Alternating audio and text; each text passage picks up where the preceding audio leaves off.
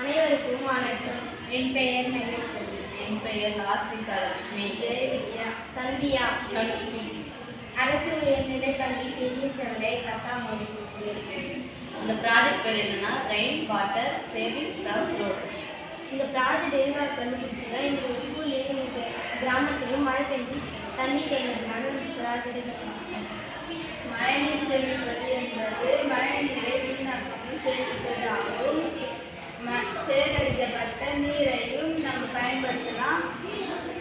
இது வெள்ளத்தடுப்பையும் தடுக்கலாம். நீர் மட்டத்திலும் போய் சேகரிக்கும்.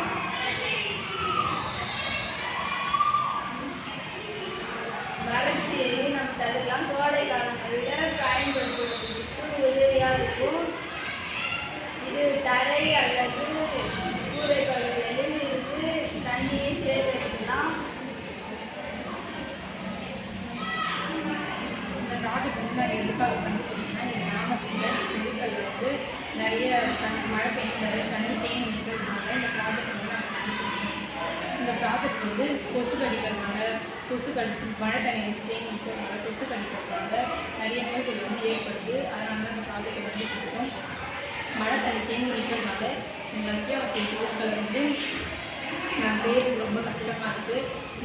நடந்து போகிறதுக்கோ இல்லை அங்கே வரதுக்கோ இல்லை நம்ம ஸ்கூலுக்கு போகிறதுக்கோ நிறைய பிரச்சனையாக இருக்குது. வெளியில் போயணும்னா போகணும் அப்படின்னாலும் ரொம்ப கஷ்டமாக இருக்குது. தண்ணியை கடந்து போகிறதுக்கு ரொம்ப கஷ்டமாக இருக்குது. அதனால தான் இந்த ப்ராஜெக்ட் வந்து நம்ம செஞ்சுருக்கோம்.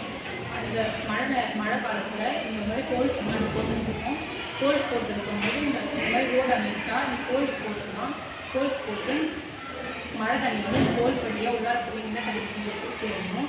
இந்த நிலத்தடி நீர் மட்டுமும் அதிகரிக்கும். அதுவும் இல்லாமல் இதில் வந்து நம்ம ஒரு மோட்டார் செட் பண்ணிட்டு ஒரு பழுப்பை வந்து நம்ம வெளியே போடலாம்.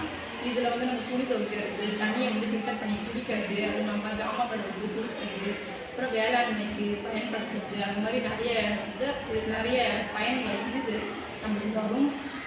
அதுவும் இல்லாமல் இப்போ வெள்ளப்பெருக்கெலாம் ஏற்படுது.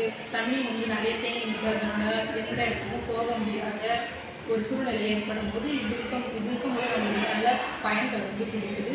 அதுவும் இல்லாமல் ஆழ்துளை கிணத்தை வந்து நோண்டும் போது ஆழ்துளை கிணறு நோண்டும்போது அந்த காலத்துலாம் கிட்டவே தண்ணி கிடைச்சிது. இந்த காலத்தில் ரொம்ப தூரம் நோண்டினா தான் தண்ணி வந்து கிடைக்குது. இந்த மாதிரி நம்ம ஒவ்வொரு ஓடு போடும்போது இந்த மாதிரி நம்ம பண்ணோம்னா அந்த ஆட்டு கிணறுகள் தண்ணியும் நிறைய கிடைக்கும்.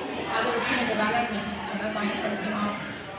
இந்த மாதிரி நிறைய நம்ம யூஸை வந்து நம்ம எதாவது பண்ணிக்கலாம். நிலத்தடி நீர் மட்டும் அதிகரிக்கும். அது வந்து செடிகள் வந்து இதில் நீர் எடுத்துக்கணும்.